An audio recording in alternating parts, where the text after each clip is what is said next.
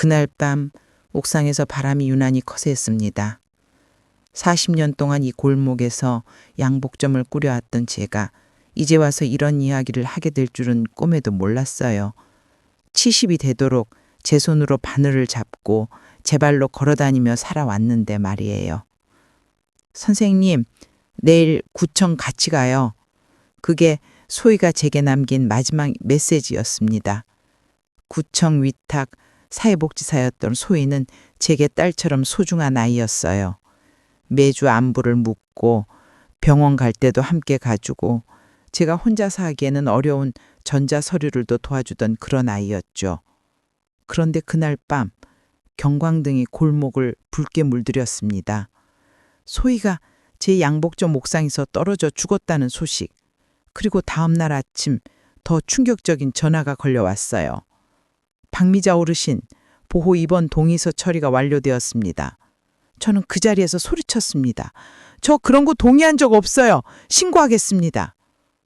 누가 저를 정신병원에 보내려고 했을까요? 그리고 왜 소희는 그 밤에 죽어야 했을까요? 제가 사는 이 골목은 재개발 예정지입니다. 곳곳에 철거 예정, 이주 안내 같은 고지서가 붙어 있어요. 저도 언젠가는 떠나야 할 줄 알지만 40년 동안 제 손때가 묻은 이곳을 떠나기가 쉽지 않더라고요. 그날도 평소처럼 양복점에서 바느질을 하고 있었는데 밖에서 시끄러운 소리가 났어요. 나가보니 소방차와 구급차가 와 있고 사람들이 웅성거리고 있었죠. 옥상에서 누가 떨어졌대. 젊은 여자 같던데. 가슴이 철렁했어요. 설마 하는 마음에 위를 올려다보니 제 양복점 3층 옥상이었습니다. 그곳에서 소희를 발견했다고 하더군요. 소희는 매주 화요일마다 제게 안부 전화를 하는 아이였어요. 요즘 어르신들이 혼자 계시는 분이 많아서 구청에서 위탁받은 사회복지사들이 정기적으로 돌봄 서비스를 하거든요. 처음엔 참견하는 것 아닌가 생각했는데 소희는 달랐어요. 선생님, 오늘 기분은 어떠세요? 혈압약은 챙겨 드셨고요. 진짜 딸처럼 제 이야기를 들어주고 전자민원 같은 어려운 것들도 도와주었거든요. 요즘은 모든 게 스마트폰으로 해야 하는데 저 같은 사람은 정말 힘들어요. 소희가 없었다면 코로나 때 방역지원금도 못 받았을 거예요. 그런데 그 소희가 제 옥상에서 경찰이 와서 이것저것 물어보더군요. 선생님, 평소에 옥상문 잠가두세요? 네, 항상 잠가요. 위험하니까.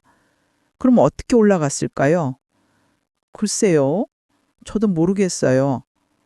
정말 이상했어요. 옥상문은 제가 항상 자물쇠로 잠가두거든요. 빨래 넣을 때만 열고 끝나면 바로 잠가요. 그런데 어떻게 소희가 올라간 걸까요? 다음 날 아침 더 당황스러운 일이 벌어졌어요.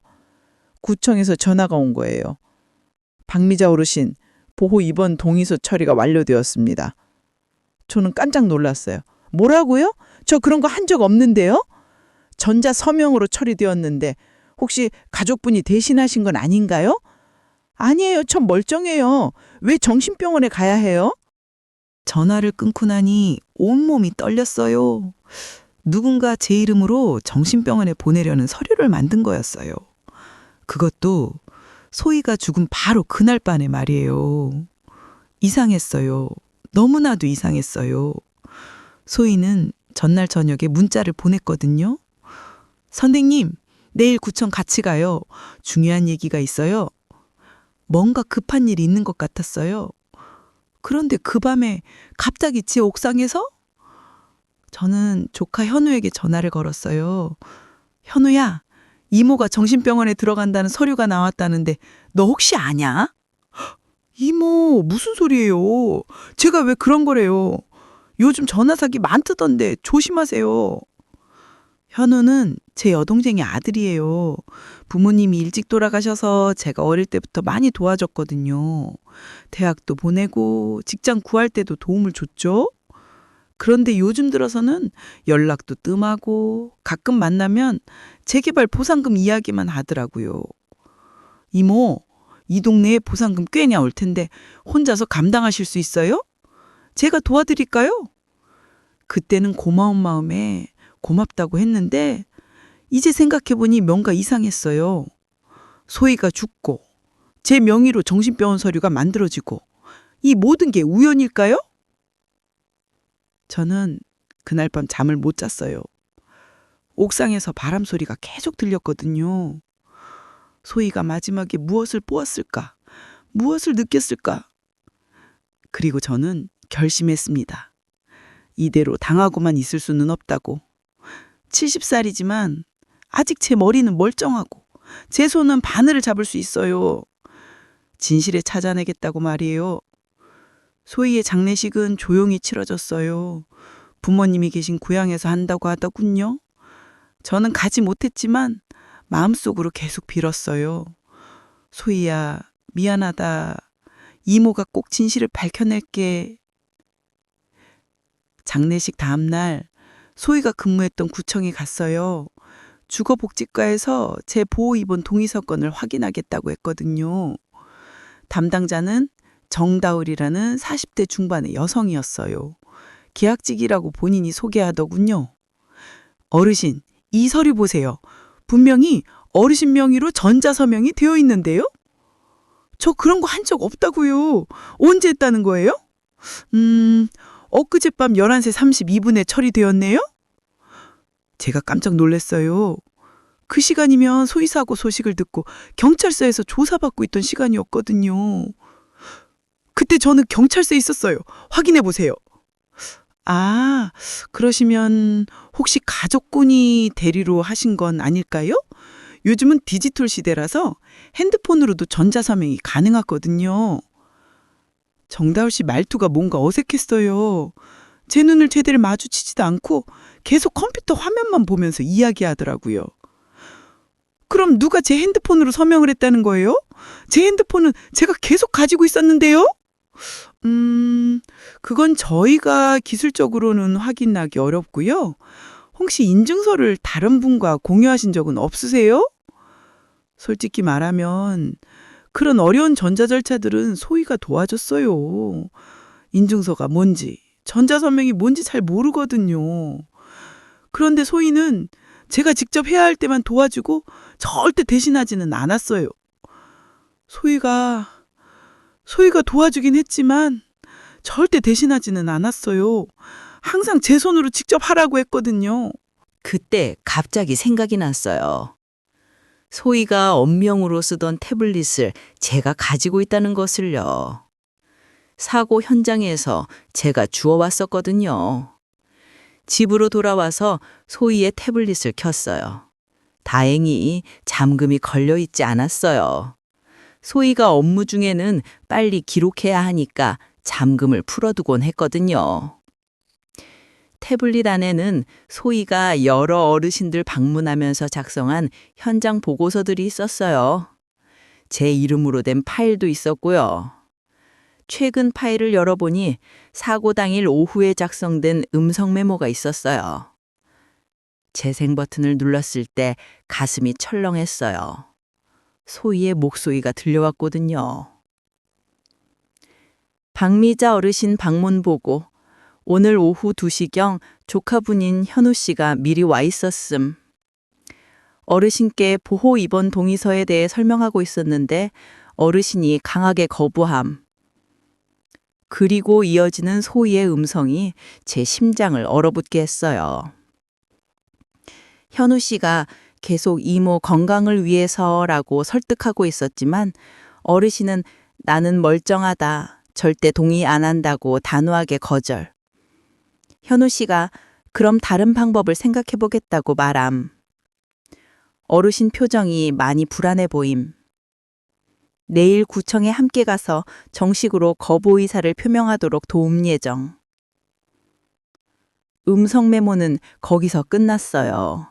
하지만 제가 더 충격받은 건 파일의 시간 정보였어요. 오후 6시 15분에 생성되었다고 나와 있었는데 수정된 시간이 밤 11시 28분이었거든요. 누군가가 소희가 죽은 뒤에 이 파일을 건드렸다는 뜻이었어요.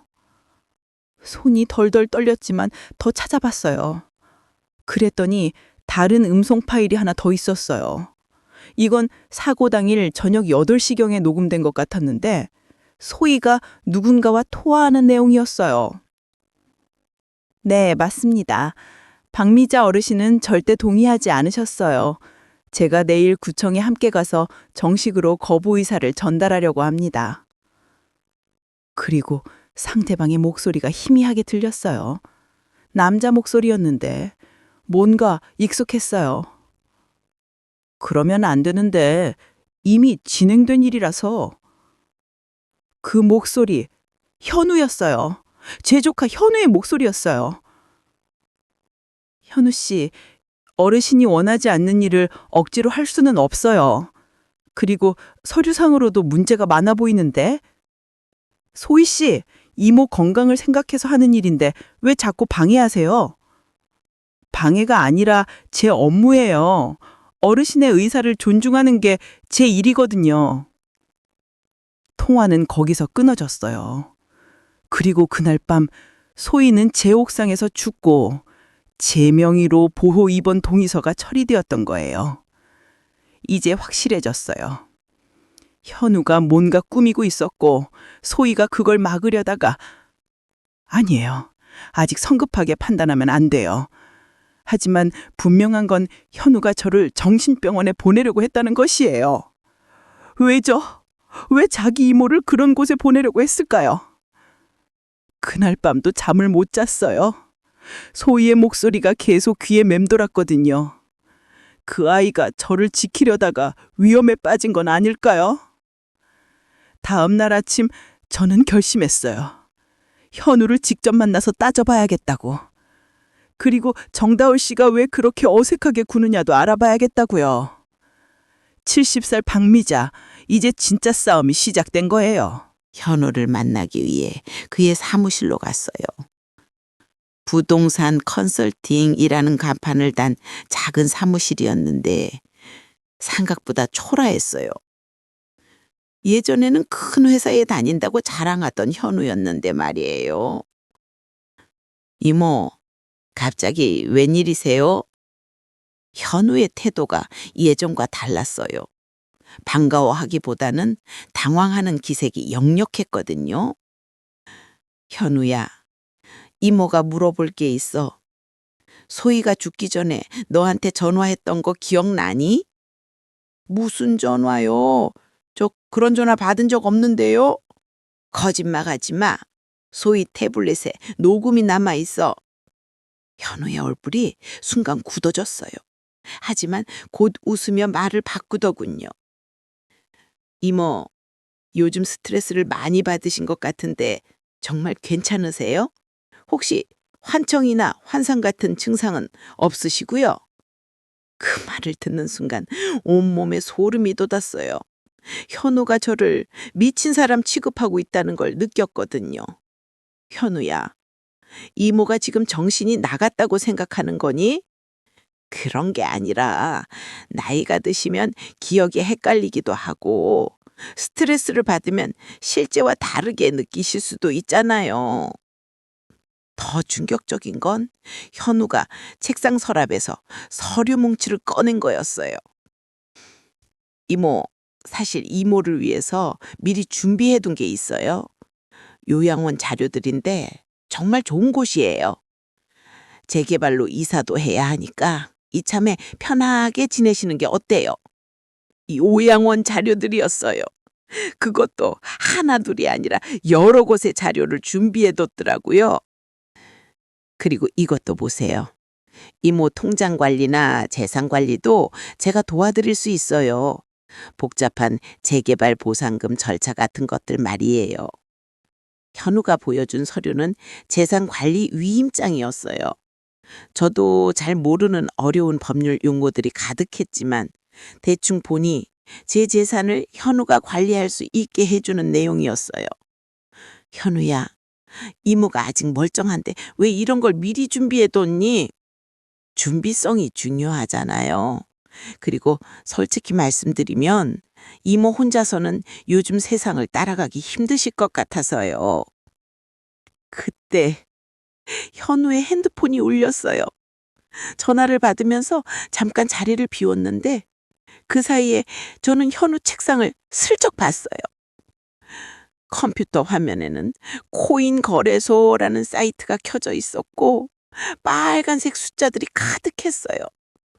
마이너스라는 건 돈을 잃었다는 뜻이겠죠? 그리고 책상 위에는 독촉장이라고 쓰인 우편물들이 여러 개 있었어요. 현우가 돌아왔을 때 저는 모른 척했어요. 하지만 이제 확실해졌어요. 현우에게 돈 문제가 있고 제 재산을 노리고 있다는 걸요. 이모, 생각해 보세요. 혼자 사시기엔 너무 위험해요. 특히 소희 같은 일이 또 일어나면 어쩌려고요. 소희 이야기를 꺼내는 현우를 보니 화가 치밀어 올랐어요. 현우야, 너 정말 소희가 왜 죽었는지 모르니? 이모, 또 그런 말씀을. 사고였잖아요. 경찰도 그렇게 결론 내렸고요. 집으로 돌아오는 길 마음이 무거웠어요. 제가 그토록 믿었던 조카가 저를 이용하려 했다는 사실이 너무 충격적이었거든요. 게다가 아직 구체적인 증거가 부족했어요. 소희의 녹음 파일만으로는 현우를 범인이라고 단정짓기 어려웠고요. 그날 저녁 더 절망적인 일이 벌어졌어요. 구청에서 또 연락이 온 거예요. 어르신, 보호 입원 절차가 내일 오전에 진행됩니다. 가족분이 동행하신다고 하니 준비하시기 바랍니다. 뭐라고요? 저 동의 안 한다고 했잖아요. 어르신, 이미 법적 절차가 완료되어서 그리고 최근 들어 망상 증상이 심하다는 가족 신고도 있었고요. 망상 증상이란요. 현우가 신고를 한 거였어요. 전화를 끊고 나니 다리에 힘이 빠졌어요. 혼자서는 어떻게 할 수 없을 것 같았어요. 현우는 이미 모든 걸 준비해뒀고 구청에서는 서류상으로 문제없다고 하고. 그때 소희가 생각났어요. 소희라면 어떻게 했을까요? 포기하지 않았을 거예요. 끝까지 저를 지키려고 했겠죠. 저도 포기할 수 없어요. 아직 제가 할 수 있는 일이 있을 거예요. 다음 날 아침 일찍 저는 골목을 나섰어요. 현우와 구청 사람들이 오기 전에 뭔가 해야겠다고 생각했거든요. 제일 먼저 간 곳은 골목 입구에 있는 허기태 씨의 주차장이었어요.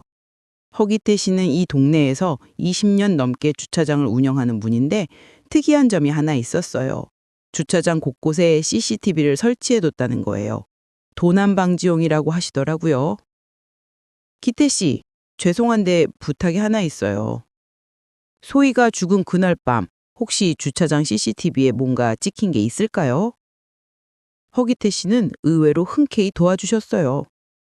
그럼요. 제 CCTV는 24시간 돌아가거든요. 그날 밤 영상 한번 봅시다. 주차장 사무실에 앉아서 CCTV 영상을 확인했어요.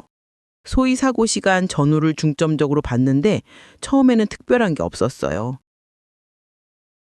이상하네. 그날 밤 제 양복점 근처에 사람이 지나간 적이 없어 보이는데. 잠깐만요. 각도를 바꿔서 봐야겠네요. 허기태 씨가 다른 카메라 화면으로 바꿨을 때 뭔가 보였어요. 밤 10시 41분경 제 양복점 옥상으로 올라가는 외부 계단 쪽에 그림자 2개가 움직이는 게 보였어요. 이거 보세요. 사람이 둘이에요. 영상이 너무 어둡고 해상도가 낮아서 얼굴은 안 보였지만 분명히 2사람이 옥상으로 올라가는 모습이었어요. 그리고 약 20분 뒤에는 한 사람만 내려오더라고요. 허기태 씨, 이 영상 저 가져갈 수 있을까요? 물론이죠. USB에 복사해 드릴게요. 하지만 영상만으로는 누가 소희와 함께 올라갔는지 알 수가 없었어요. 그래도 소희가 혼자 올라간 게 아니라는 증거는 확보한 거였죠. 주차장에서 나오는데 골목 어귀에서 현우를 만났어요. 그 뒤로 정장 입은 남자 2명이 따라오고 있었어요. 이모, 뭐하고 계셨어요? 약속 시간인데. 이모는 안 가. 정신병원 같은데 절대 안 가. 이모, 이러시면 안 돼요. 이분들은 구청에서 오신 분들이에요. 정장 입은 분 중 하나가 나서더군요. 어르신, 저희는 어르신 건강을 위해서 온 겁니다. 가족분이 많이 걱정하고 계시거든요. 걱정은 무슨 걱정이에요? 저 멀쩡해요. 저는 USB를 꽉 쥐고 있었어요. 이건 제가 가진 유일한 증거였거든요. 이모, 이제 그만하시고 같이 가요. 병원에서 정확한 검사를 받아보시는 게 좋을 것 같아요. 현우가 제 팔을 잡으려고 하는 순간 허기태 씨가 나타났어요. 잠깐만, 뭐 하는 거야? 아, 안녕하세요. 저 현우라고 미자 이모 조카입니다. 조카? 박미자 씨, 이분이 조카분 맞아요? 저는 고개를 끄덕였지만 허기태 씨 표정이 이상했어요. 현우 씨라고 하셨죠? 제가 얼마 전에 박미자 씨한테서 조카 이야기를 들었는데 분명히 서울에서 큰 회사 다닌다고 하셨거든요. 그런데 어떻게 이 동네에 사무실이 있어요? 현우 얼굴이 굳어졌어요. 아, 그게 최근에 독립해서 사업을 시작한 거예요.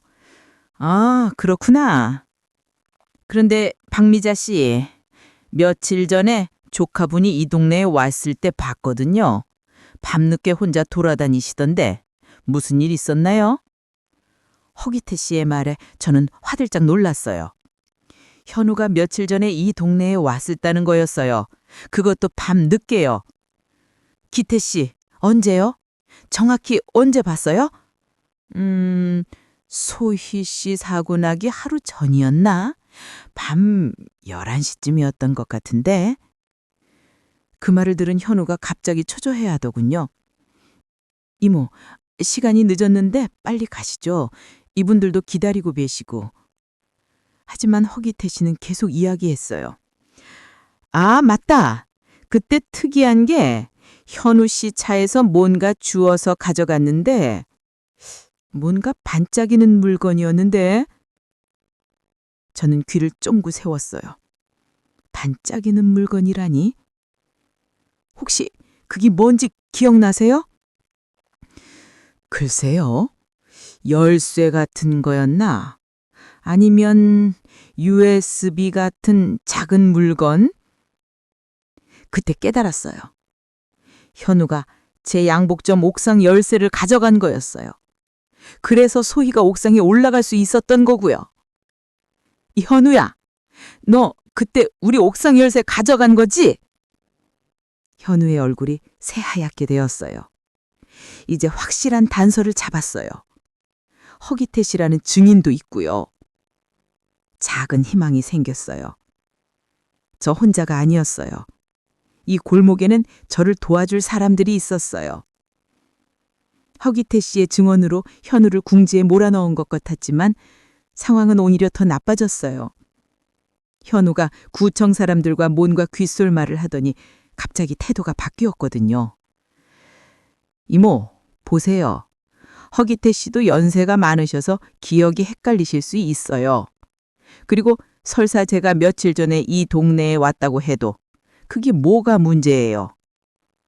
정장 입은 구청 직원이 나서더군요. 어르신, 지금 상황을 이해하시는지 모르겠지만 법적으로는 이미 모든 절차가 완료된 상태입니다. 더 이상 시간을 끌 수는 없어요. 잠깐만요.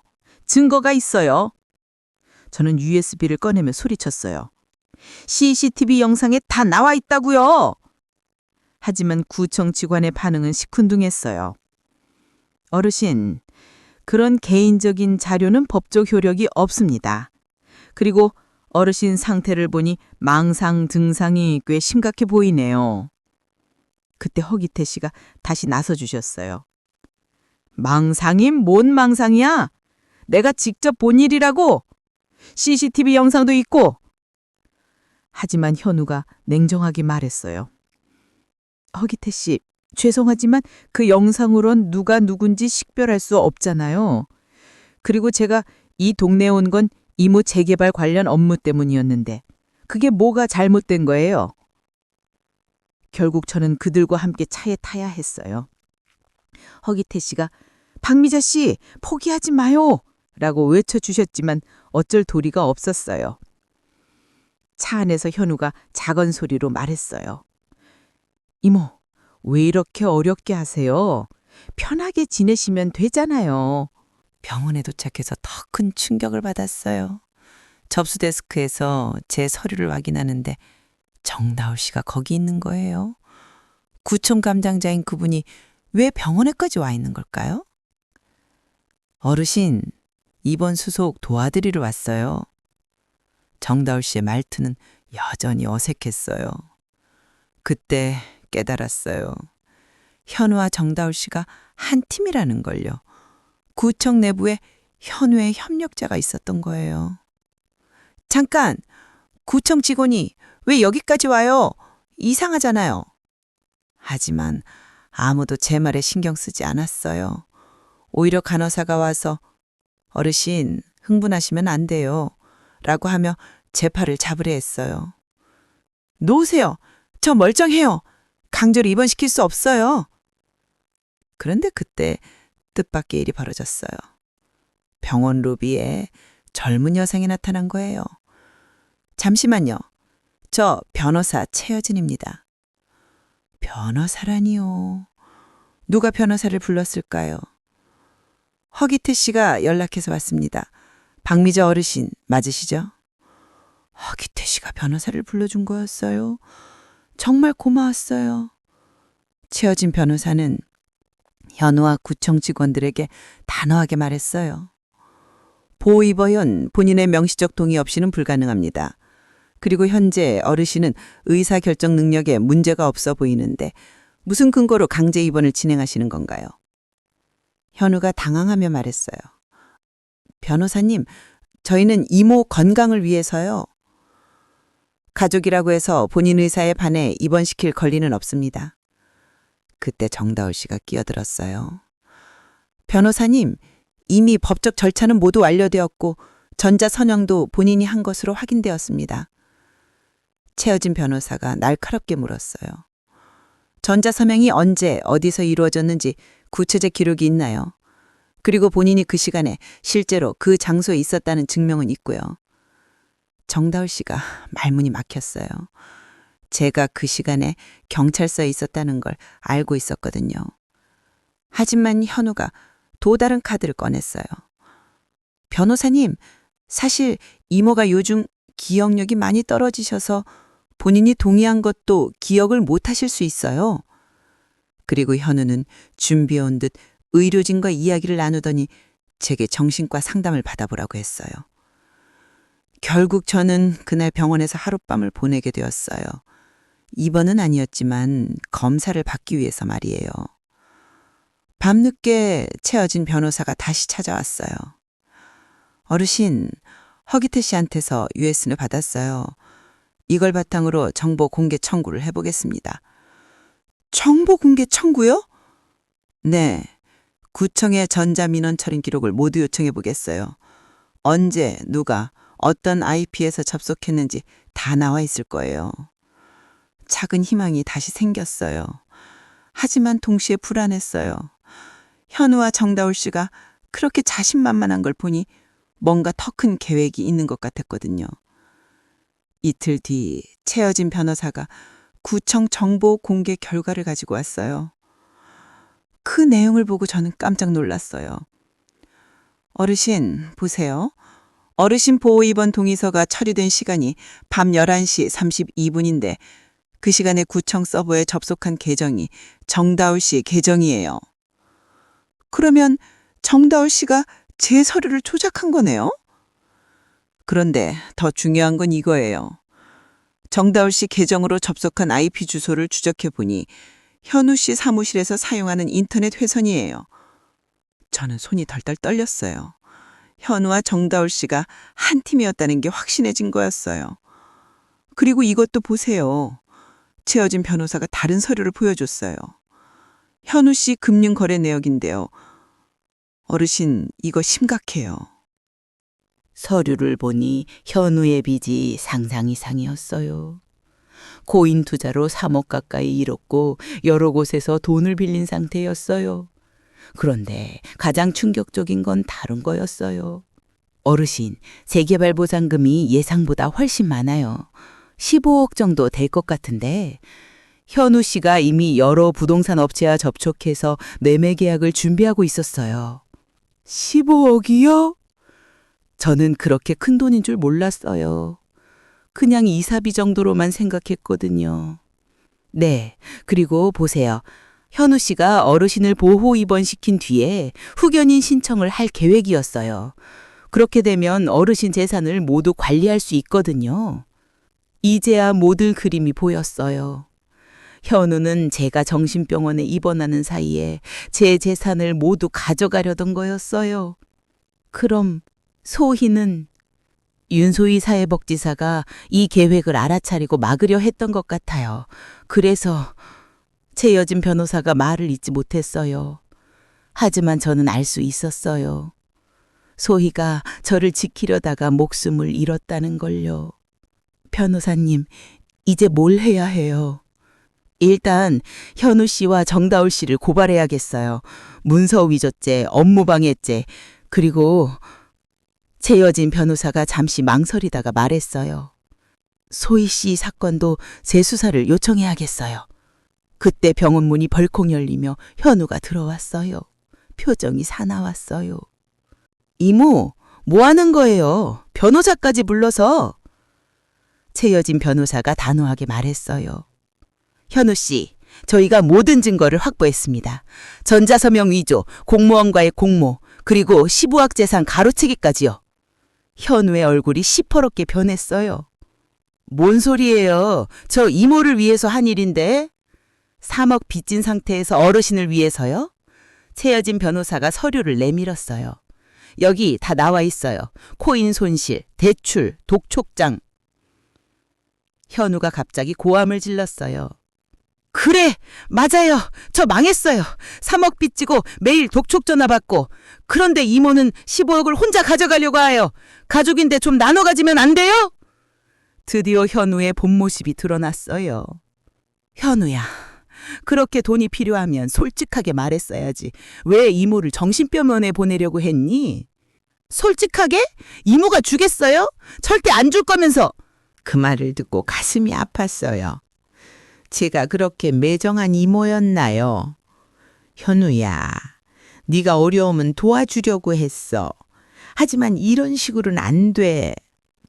너무 늦었어요. 현우가 자포자기한 표정으로 말했어요. 이미 정다울 할 때 절반은 약속했고 부동산 업체와도 계약했어요. 이제 물러날 수 없어요.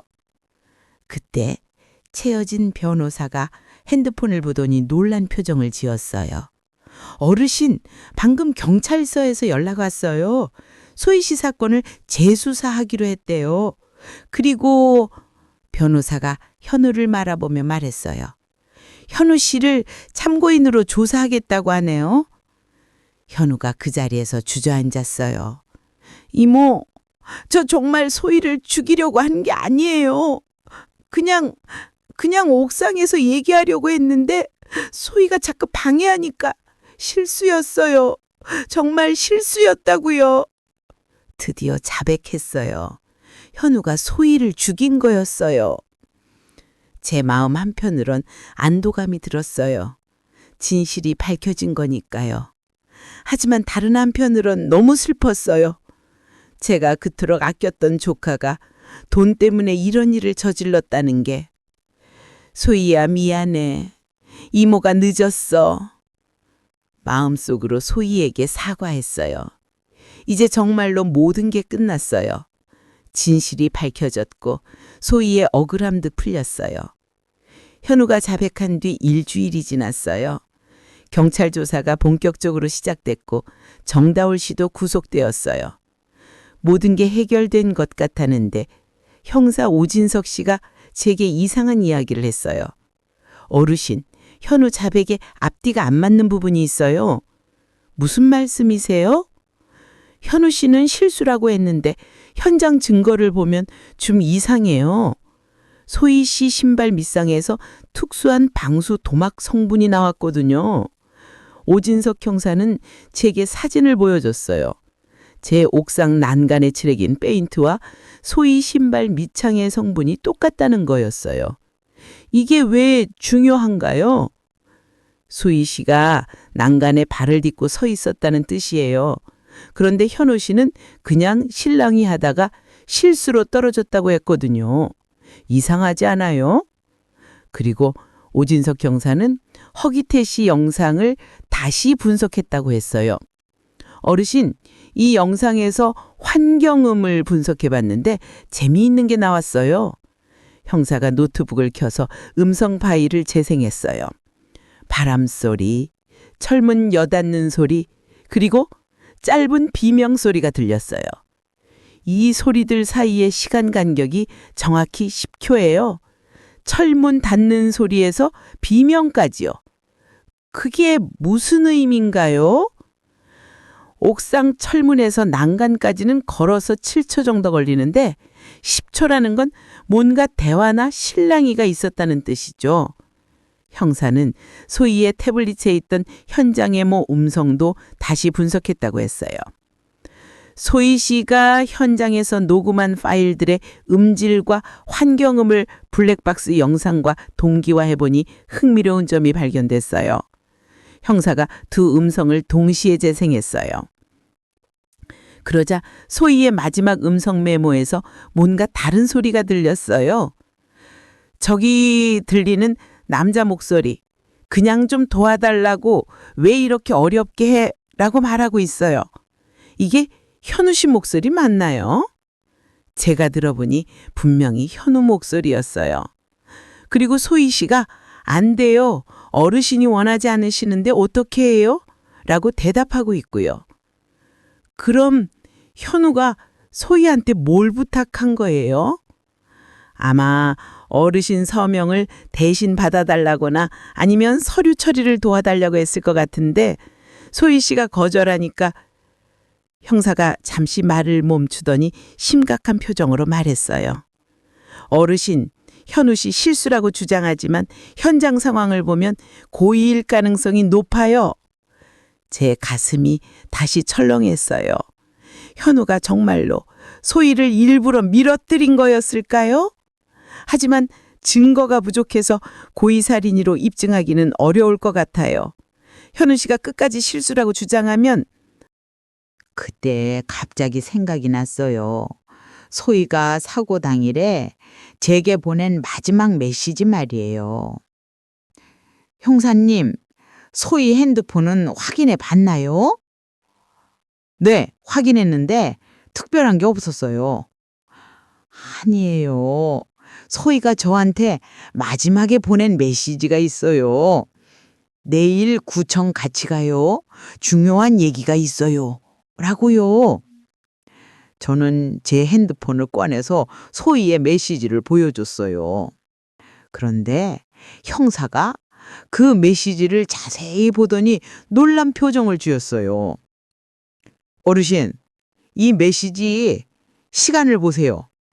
밤 10시 35분에 보낸 거네요. 네. 그런데 왜요? 현우 씨와 소희 씨가 옥상에 올라간 시간이 10시 41분이에요. 그럼 소희 씨가 옥상에서 어르신에게 메시지를 보낸 거예요? 그 말을 듣고 깨달았어요. 소희가 위험을 느끼고 저에게 도움을 요청한 거였어요. 내일 구청 같이 가요가 아니라 지금 위험해요. 도와주세요. 라는 뜻이었을지도 모르겠어요. 그리고 보세요. 메시지 보내고 6분 뒤에 사고가 났어요. 그 6분 동안 무슨 일이 있었을까요? 오진석 형사가 다시 CCTV 영상을 보여주며 설명했어요. 이 영상을 자세히 보면 10시 41분에 두 사람이 올라가고 10시 47분에 한 사람이 내려와요. 정확히 6분이죠? 그럼 현우가 소희를 6분 동안 설득하려고 했다는 건가요? 아니면 6분 동안 강요했을 수도 있어요. 그리고 소희 씨가 끝까지 거절하니까. 저는 몸이 떨렸어요. 소희가 저를 지키려고 끝까지 버텼다는 생각이 들었거든요. 그 어린아이가 얼마나 무서웠을까. 형사님, 이걸로 현우가 고의로 했다는 걸 증명할 수 있나요? 글쎄요, 좀 더 확실한 증거가 필요할 것 같은데. 그때 제가 갑자기 떠오른 게 있었어요. 형사님, 현우차에 블랙박스는 없나요? 아, 맞네요. 왜 그걸 생각 못했지? 오진석 형사가 바로 현우차 블랙박스를 확인해 봤대요. 그런데 이상하게도 그날 밤 시간대 영상만 삭제되어 있었다고 하더라고요. 증거 인멸이네요. 이제 확실해졌어요. 결국 현우는 살인죄로 기소되었어요. 실수가 아니라 고의였던 거죠. 소희는 끝까지 저를 지키려다가 그날 밤 옥상에 올라가서 하늘을 올려다봤어요. 바람이 불고 있었어요. 소희가 느꼈을 그 바람처럼요. 소희야, 이제 진짜 끝났어. 고마워. 6개월이 지났어요. 현우는 살인죄와 사기죄로 15년형을 받았고 정다울 씨도 2년형을 받았어요. 재개발 보상금도 무사히 받았고요. 하지만 저에게 가장 의미 있는 건 다른 거였어요. 기태 씨, 정말 고맙습니다. 기태 씨가 아니었으면 어떻게 됐을지. 허기태 씨는 웃으며 손을 흔드셨어요. 뭘 그런 걸 가지고 그래요. 이웃끼리 당연한 거죠. 이웃끼리 당연한 일. 맞아요. 저는 그동안 혈연 가족에만 매달려서 진짜 가족이 누구인지 놓치고 있었어요. 소희 같은 아이, 허기태 씨 같은 이웃, 채여진 변호사 같은 분들이 진짜 제 가족이었던 거죠. 새 아파트로 이사를 갔지만 옛 골목도 자주 찾아가요. 허기태 씨 주차장에 가서 차도 마시고 동네 분들 안부도 물어보고요. 그리고 제일 중요한 일을 했어요. 소희 이름으로 장학회를 만든 거예요. 골목바람 장학회라고 이름 지었어요. 사회복지사를 꿈꾸는 젊은 친구들을 도와주는 장학회예요. 소희처럼 어르신들을 진심으로 돌봐주는 복지사가 많이 생겼으면 좋겠어요. 채여진 변호사가 장학회 설립을 도와주셨어요. 그분도 이제 저에게는 딸 같은 존재가 되었어요. 어르신, 혹시 또 이상한 일 생기면 언제든지 연락하세요. 고마워요. 하지만 이제는 제가 알아서 할 수 있을 것 같아요. 정말 그래요. 이번 일을 겪으면서 많이 배웠어요. 전자서명이 뭔지, 정보공개 청구는 어떻게 하는 건지, 변호사는 언제 선임해야 하는지 70살에 새로 배운 것들이에요. 무엇보다 중요한 건 제 인감도장과 통장을 제 손으로 직접 관리한다는 거예요. 아무리 가족이라도, 아무리 믿는 사람이라도 제 의사 없이는 절대 제 이름으로 어떤 서류도 만들 수 없어요. 새 아파트 거실에는 소희 사진을 걸어뒀어요. 그리고 그 옆에 제가 40년 동안 써온 재봉틀을 놨어요. 가끔 밤에 재봉틀 앞에 앉아서 바느질을 해요. 바늘땀 하나하나를 정성스럽게 놓으면서 생각해요. 인생도 바느질과 비슷하다고요. 실수로 잘못 꿰면 다시 뜯어서 고치면 돼요. 중요한 건 포기하지 않는 거예요. 끝까지 정성스럽게 한 땀 한 땀 꿰매면 결국 아름다운 작품이 완성되거든요. 현우 때문에 한때는 모든 게 망가진 줄 알았어요. 하지만 지금 생각해보니 오히려 더 단단해진 것 같아요.